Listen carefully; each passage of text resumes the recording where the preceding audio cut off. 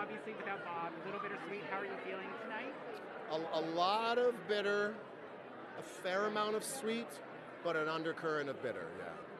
Yeah. It's we're all returning to a scene that we've all been to before, but that Bob was at for many years in a row.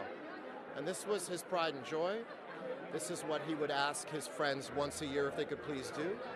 He was so contrite in his asking. He was so sorry he had to ask. And it was such unnecessary contrition because we all wanted to do it. Bob, I'll do it. And he would still apologize. I know you're busy. I'm sorry.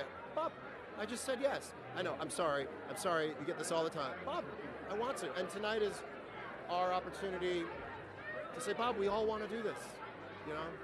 And I hope he goes, wow, we really did want to do this every year. And we did. And we still do.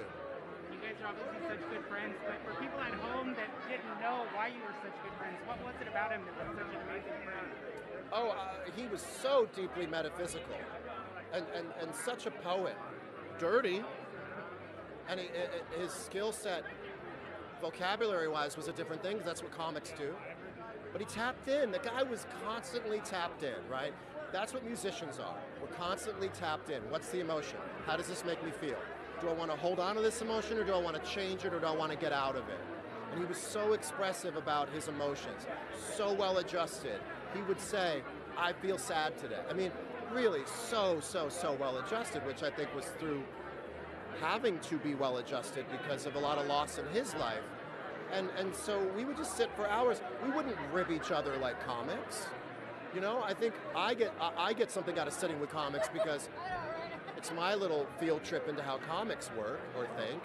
And I think he enjoyed talking to me because it was a field trip into how lyricists or musicians write. And he was also a songwriter. Dirtier songs, but he still composed them. He still wanted to make things rhyme. He still wanted to put things in a song the same way I would love to be funnier than I get a chance to be, or maybe am. So we met in this really great confluence of like how much I loved his comic brain and how much I think he related to my music brain.